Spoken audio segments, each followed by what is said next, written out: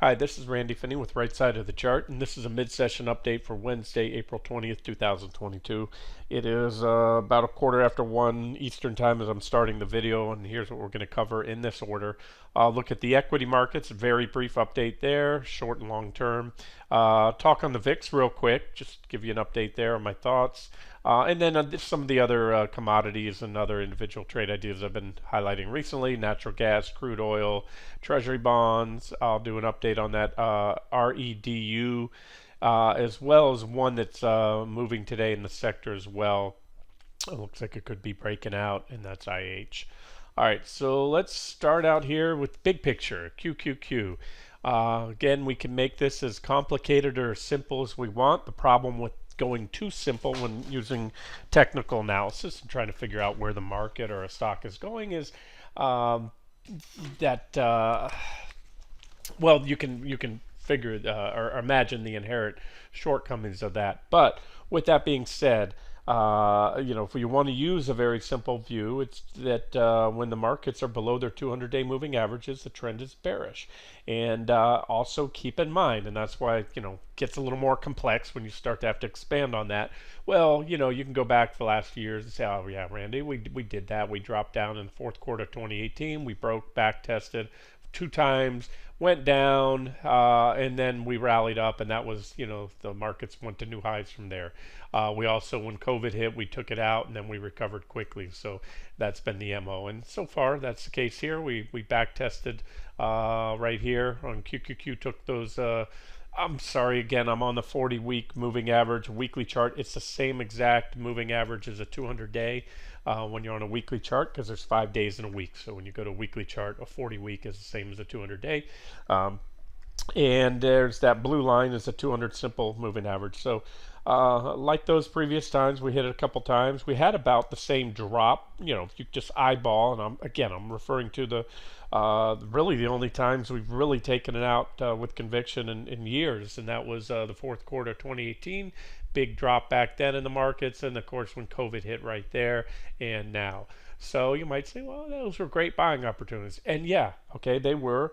And keep in mind that that whole time we've been in one of, if not the strongest bull market in history, coming off the 2009 lows, unprecedented stimulus from the Fed as well as Washington throughout this whole period, or the majority of it. And so that's it. My point being, those were corrections. But if you then go back far enough in time, and you can go back to the two real bear markets that we had. The last one was 2007, October of '07 to early '09, right there. And here's what happened then. So we took it out the 200 days. We tried to recover them. A few weeks testing the top of that range, the 200, and one more test there. The second rejection was followed by a drop off the 200-day of into the lows. It was about a 46% drop in the Nasdaq 100 and a comparable drop in the S&P 500. And the only other time before that, again, bear market time, right here. You took them out, flirted through them, and then you clearly lost them there. And that drop in the Nasdaq was 80%. So the point I'm making is that yeah, if you believe and you are going to prove to be correct, and you are proven to be correct, excuse me, that we're in an ongoing bull market with a lot of life left in it and plenty more upside in the coming months to years, then you buy you would have bought that dip, or you go long if that's your thing.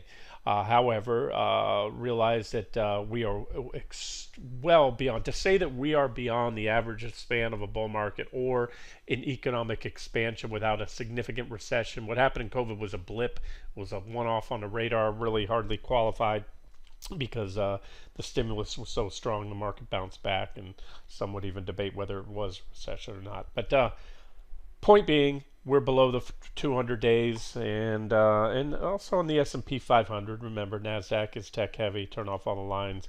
Same thing there, and that's it. So that's big picture. I know I keep talking on this, but new people come into the site, or existing members that aren't trading actively might want to check in from time to time, and that's it. So we've had a couple rejections. We remain below the blue line is the 200-day simple moving average, and same story on SPY. You can do it yourself. You go back, COVID, the big Q4 drop, and then back in 2015, 2016, we had two.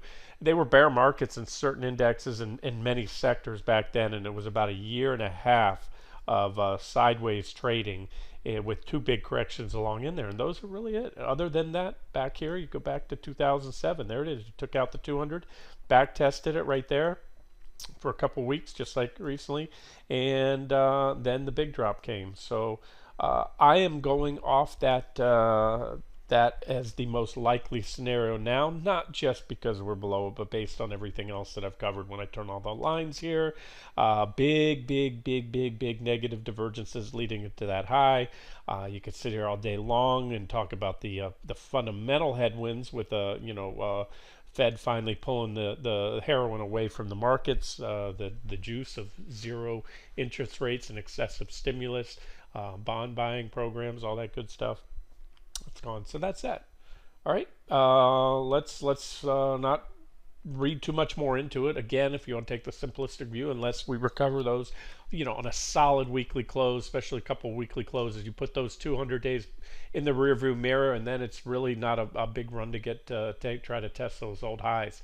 And as I said before, even if that were to happen, I'll be looking at it at the time, and if it happens soon, we're still going to have big divergences, and we just have to adjust and adapt if and when that happens. Short term, let's jump down to the 60-minute charts. We put in recently, as talked about, divergent low right here. You had a breakout. It's a little messy, but here's your line. You had a downtrend line. You were building divergence. We had a divergent low there. Broke out, and we made a marginal new low. Perfectly normal. Sometimes you break out and run. Sometimes you never look back, and sometimes you come in and make a marginal new low or test check the recent lows or slightly lower low. But what I'm seeing so far, we're being capped at some of the earlier resistance levels. This one I've had here for a couple weeks, 347.45, at least a couple weeks, if not months, and that was it. It capped the first pop, the second pop so far. And so near term, very near term, if the bulls can take that out, 347, we'll call it 347.50, take it out with conviction. Conviction means a solid 60-minute candlestick close above, especially a daily close. The more green candles and the farther you can get above there, further you can get above, the better. Whereas I have a yellow line here, which to me is pretty significant. That's the recent lows at about 335.20. We'll call it 335 if you want. It's a little above 335.22. It's actually right around the support levels, around 336. Anywho, if that's taken out, then we could still have divergence. We'll check it at the time. But if this divergence gets burned through without playing out for anything more than this is a very small bounce relative to that divergence. That would be indicative of bear market action. That would be quite bearish to see this nice 60-minute positive divergence play out for only so far a bounce of off the lowest point there, about 336. We bounced about 3.25%. And I'm leaning towards that scenario. I told you that's still what I'm favoring, and we'll see if it happens or not. Same thing in SPY. You have the breakout above the 60-minute off with the 60-minute divergence in place. Last time we had a divergent low in the 60-minute time frame was right here. That led to a larger rally, but it was still a bear market rally, is what I'm viewing it as. We've still got checked at the 200 days, rejected there, another move down. All that breakout has been faded on both SPY and QQQ. The breakout, I'm referring to that primary downtrend line right there. So we rallied, and then they faded it. And so this is a big level. If we take out 436, again, it's the recent lows on SPY, it's the recent lows on QQQ that I'm looking for. That's going to be pretty bearish, because that's going to show you all those that took this breakout and since are underwater at that point in time.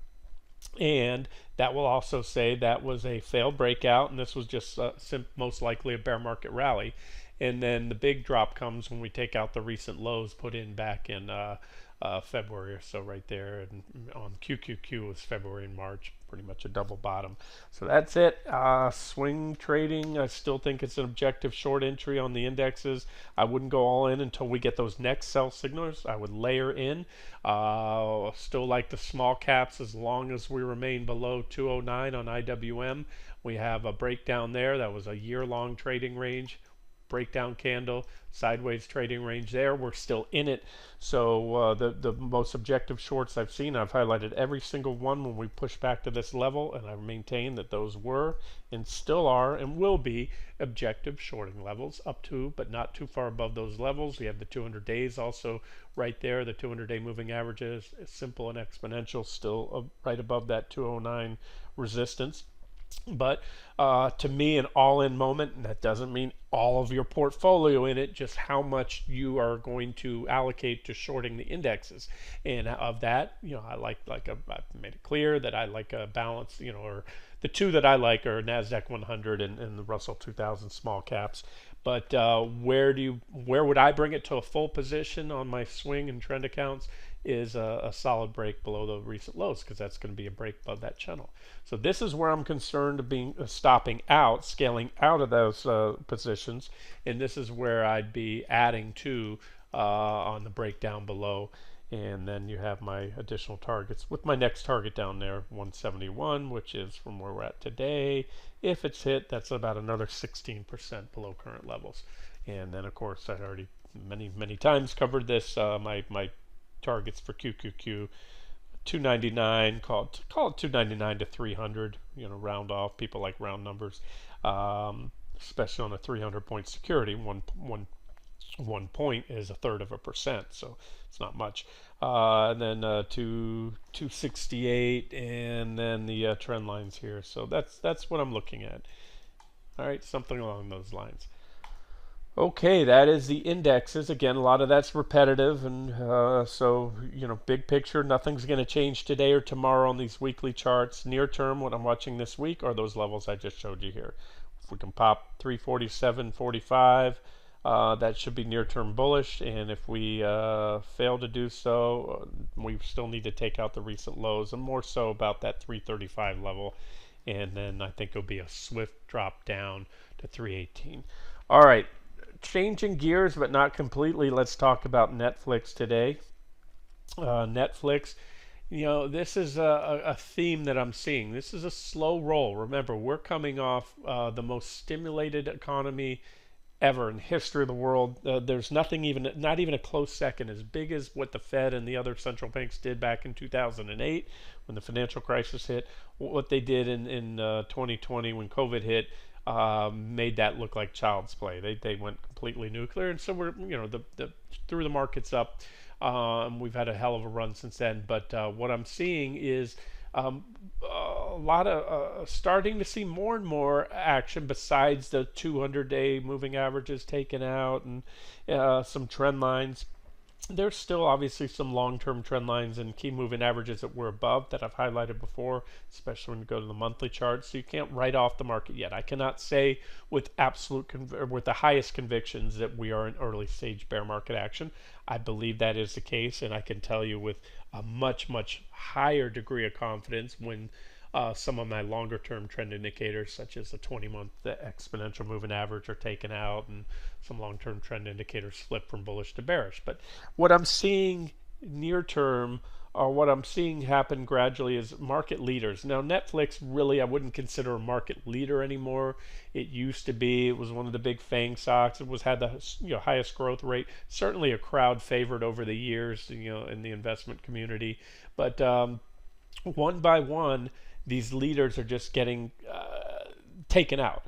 And you can see this is a weekly chart I'm on. You can see this is the bull market low off a bull market trend line off the mid 2012 lows, taken out there. Alternative trend line. Every trend line that I have on Netflix has been taken out. So this one broke down here, and this is what I think is happening to the markets as well. The roll's a little bit slower, but Netflix has been stair-stepping down, and where it is today. We had a big drop, obviously, on earnings. Subscriber. There's just everything. The writing's been on the wall for so long about all this additional competition.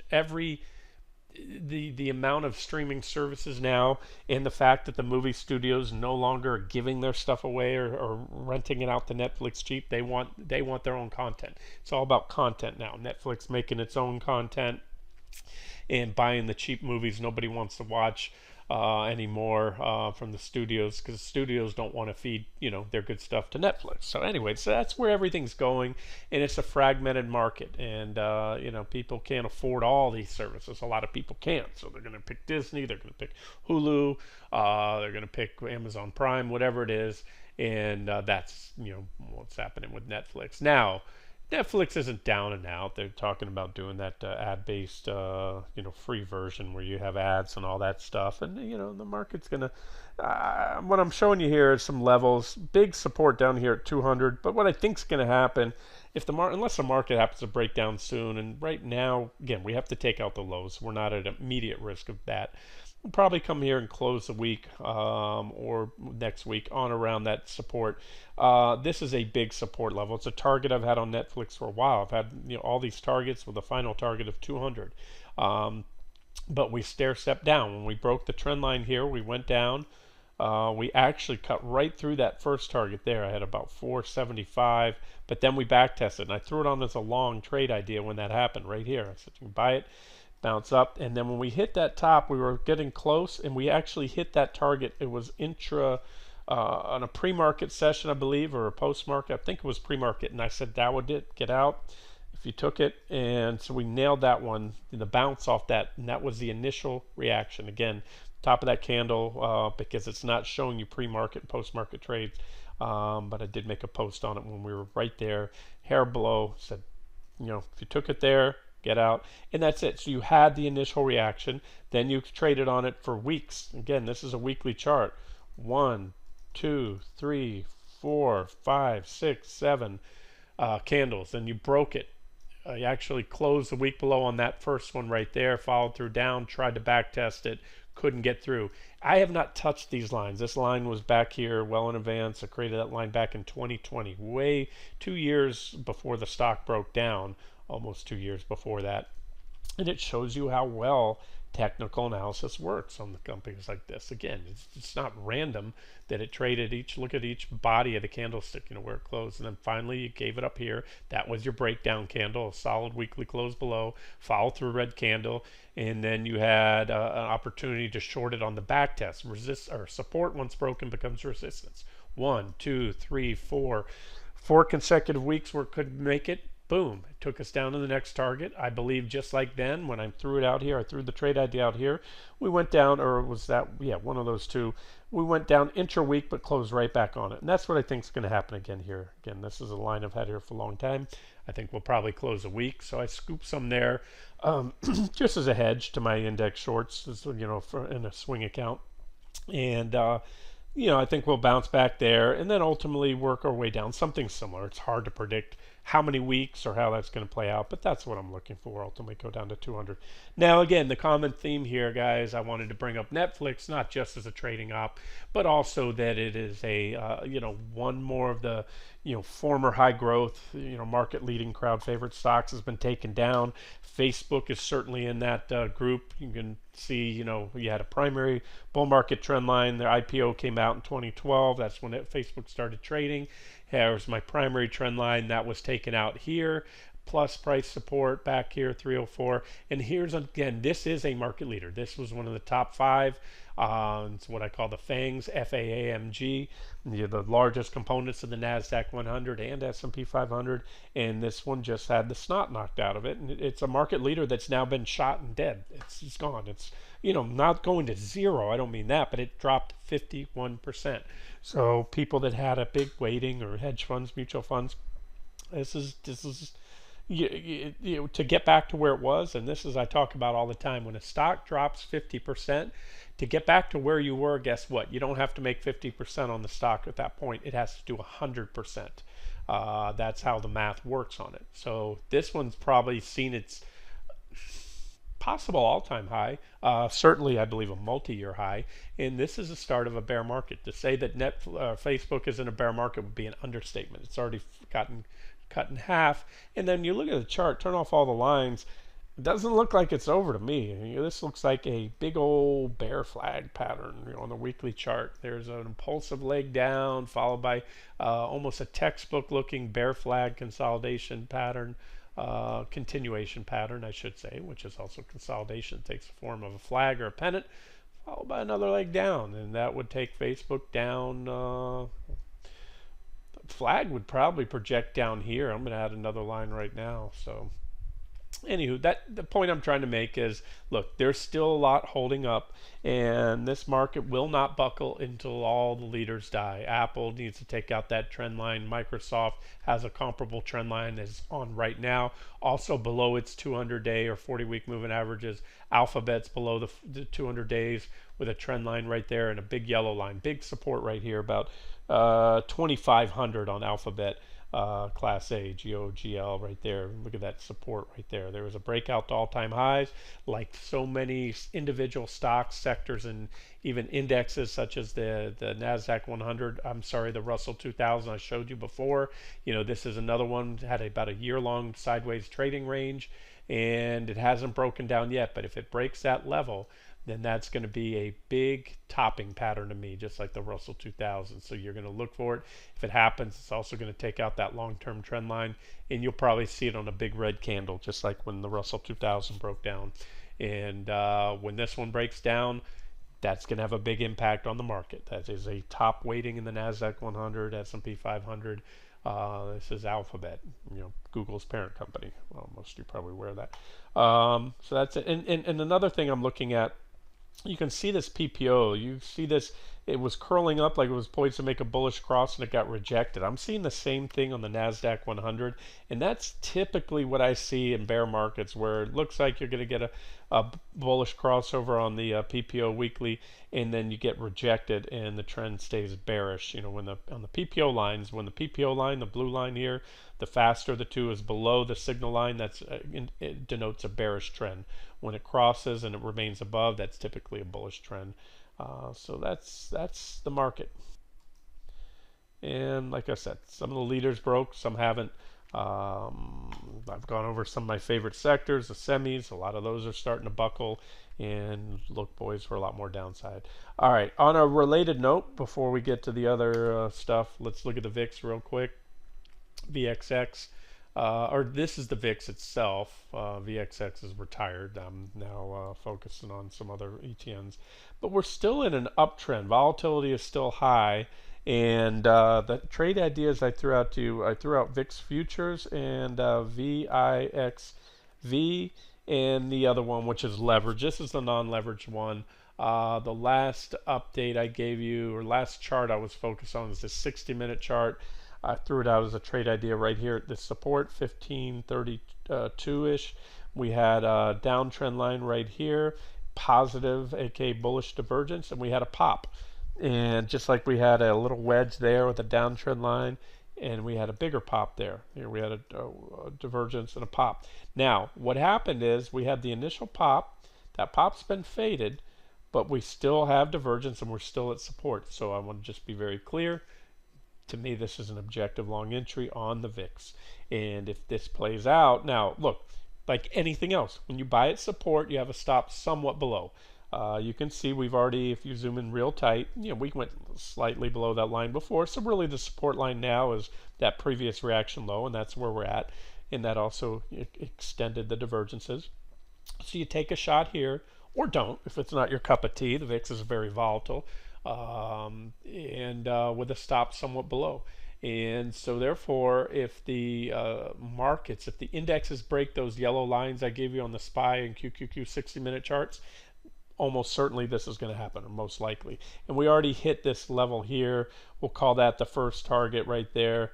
So to get another thrust up, we'll probably take those levels out and then shoot on up to I just ride up. If we break support on the indexes, for the time being, just let it run, because the VIX, when it wants to run, it can really run. I mean, just the rips and dips on this thing. That last one I have to measure. start right there so I don't move the trend line. That was a 56% run from this one. That was a 60% run. So you get the drift. That could be easily the same here or more. Again, but the market needs to break support. You can play it safe and hold off to enter the VIX if you don't have any, and wait and see the market. If the market breaks down, the only thing is sometimes by the time that happens, you could see the VIX run up here and even take out this level, and it might be right here. And so that's always a downside to a trade. If you wait, the more confirmation you wait for a buy or a sell signal, the less favorable your entry price. And so that would be, for example, if we shot up to 18 right here on VIXY, that would be an 18% run from where we are as well. That's what I'm measuring. My pop-up box to the left tells me.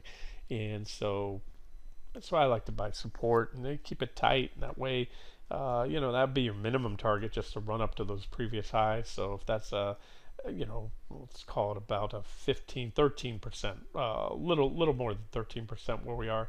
You can easily do a 5% stop right there, down to about 1472.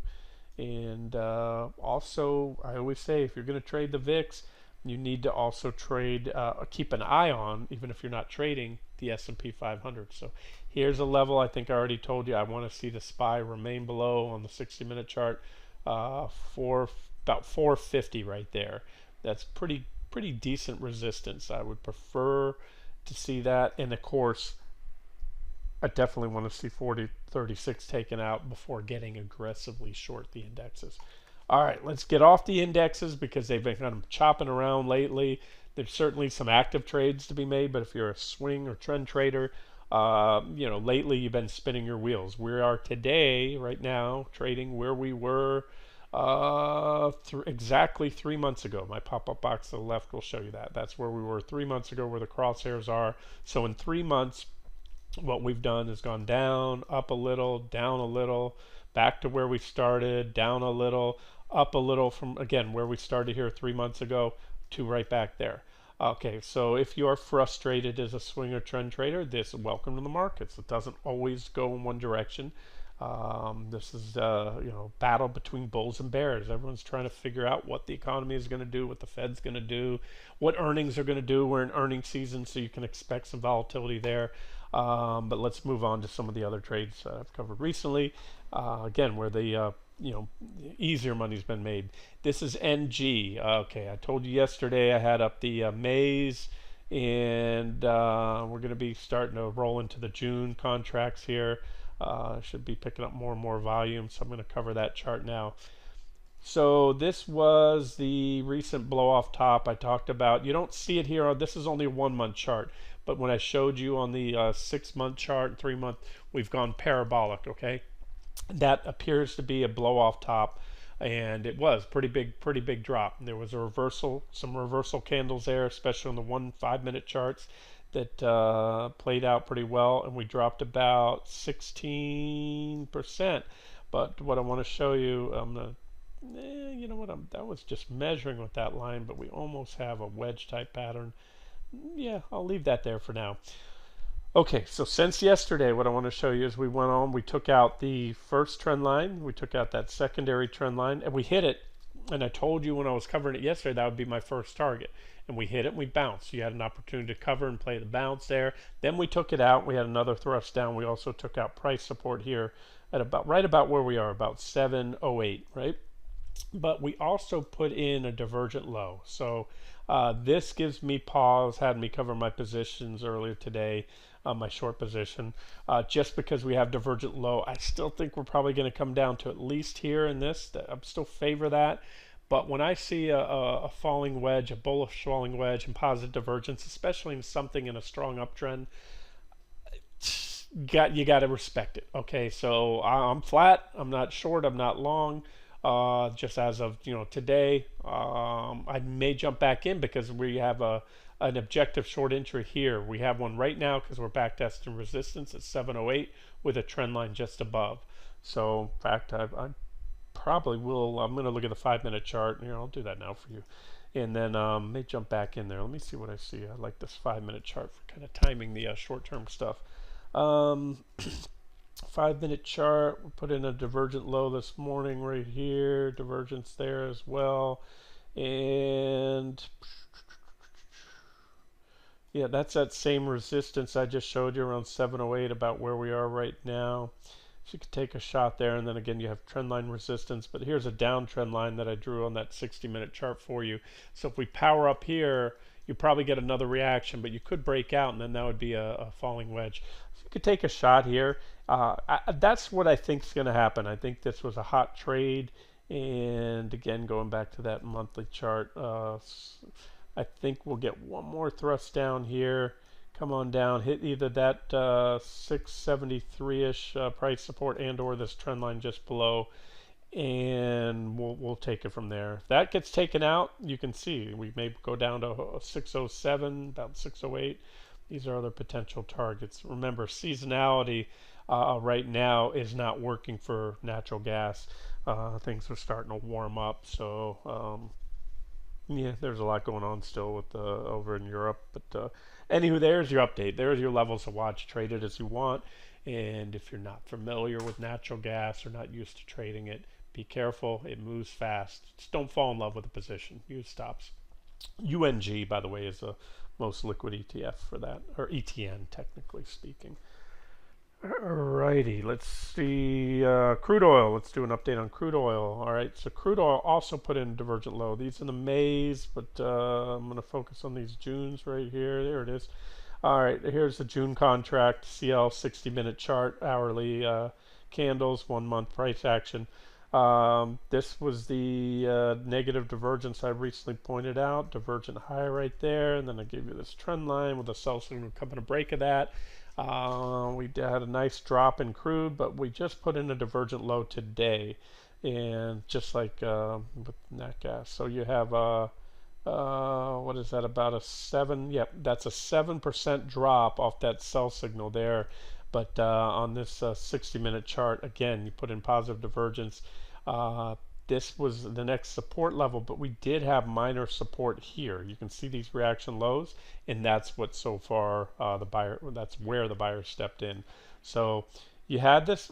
This was a little bit big to be a bear flag. It looks like that. You have a flagpole, but the size of this flag is a little oversized relative to the distance of the flagpole or the move down there. And we started to break down, but then the buyers stepped in at that reaction low and confirmed this positive, aka bullish divergence.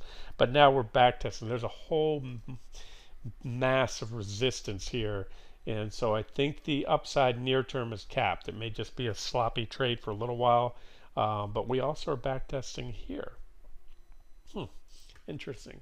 Yeah, there's, when you see so many back and forth almost contradicting technicals. You can make a case to short here. I can tell you right now, you can make a case to short there, but you're also coming off the heels of a divergent low on the 60-minute chart in an asset that's in a primary uptrend right now. It just broke out of this big bullish falling wedge after this divergent low as well, which was highlighted. So, that's the first thrust up, and a corrective wave could be the end of the correction. My guess is one more leg down, probably from here up to about right here. That would be my guess. Trade it as you want, but don't fall in love with it. This divergence could play out for a bigger leg up. So take that for what it's worth. My near-term confidence on where crude goes is not very high at this point in time, but we did have some nice trades on it recently.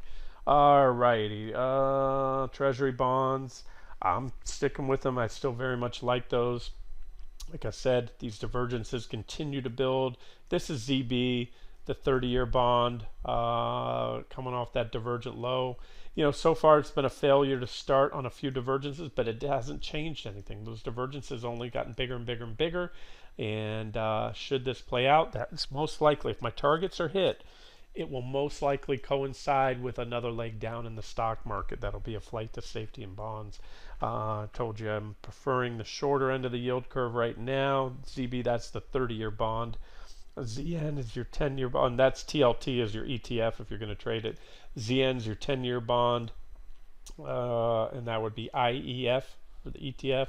We already hit my first target here off that divergent low and simply extended the divergence, even bigger divergence now. T1's already been hit, but so that could still be the next target if you want to take bonds here, if you don't have a position, or if you took profits there to game the pullback, you could buy back in here. Or when I say and or, it means, let's say for example you take a position here, we just broke out of that minor downtrend line. Your next add-on objective long entry would be on a break above 121.066, which was T1, and so boom, that would bring you half the position here, take the other half there, and then swing it up to these additional price targets. That's ZN, or again you can use IEF. And then for the 5-year bond, kind of my sweet spot right now, although I'm spreading my bets on all of them, is ZF, and that is IEI, I believe is the ETF for that. And ZF, same thing, we already hit, we broke out here, there was our sell signal. I'll break out there, we hit first target, we hit our second target 2 times, put in a small divergent high, we pulled back to extend the existing divergences, and that's it. So now we need to break. I still maintain these additional targets. We just need to take out T2. So you can add here, take a position here if you have or don't have. Add once we take out 114.066. That should open the door for a move up to those additional targets there. And again, that would most likely coincide with a break of the support levels I gave you on the 60-minute charts of SPY and QQQ earlier. Last but not least, a couple updates on the trade ideas. You have REDU, which is Rise Education Cayman Limited, and that one is coming up. I'm going to tell you right before the video, I just pulled the trigger on this, got out of it. We're close enough. I told you guys before, I told you I think it was yesterday, the day before, that if we got to T1 and I don't see broad participation in the sector, that was just going to take profits at T1. I did it more just to move on. You know, look, we're only within 10% or so. And when I say only, remember this one was first posted back here. That was our first buy signal. We're up about 153%. But most recently was right here. The last buy signal on this one was about on the break above 97. You're still up 36%. So 37%. So if you want to get 50%, great, hold out. You might get another 13%. You could get more. You can trail it up. To me, like I said, I just wanted to focus on other things. But then I did notice another one's moving in the sector, at least one more today, and that's IH. iHuman broke out of the downtrend line the other day, started to take some volume today. I was noticing on high volume. Of course, the breakout was on high volume. The breakout occurred on April 14th, that candle right there. When we back tested the next 2 days and we started moving higher, we hit my first target already. So from that breakout, that was good for about a 22% gain, a little higher today's highs. And so if you're in this one or you're looking to get in it, now you need to take, on a daily. Don't intraday breaks. Remember, these guys are whippy. They move around a lot. A solid intraday, big solid intraday break on volume should do the trick, or a daily close above 318, and that would then take you up to 429.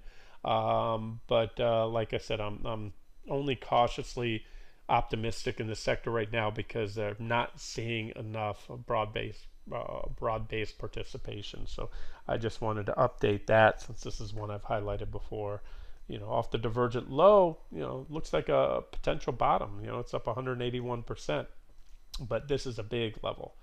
And if it pops that level, we go from 318 to 429, then potentially 528, and maybe I talked about all these stocks. These educational stocks have big gaps back here from July. They may want to go in and test the bottom of those gaps.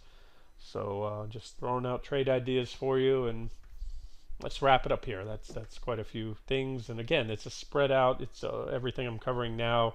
I just covered commodities, bonds, stocks. Those are just about all the asset classes out there. I'm still bullish on gold and silver. Not crazy where they dipped below some of those buy points yesterday, but they're not too far below. And I'm liking what I'm seeing in the euro, by the way, and the dollar. So see, the euro is still coming off that divergent low right there. And so if this happens, boom, go up to 109.53 again, break that, go up to 111.66, and that, if it happens, should be quite bullish for gold and silver. All right, we'll wrap it up here. Get the video out to you guys before the close today. This has been Randy Finney with Right Side of the Chart. Have a good one.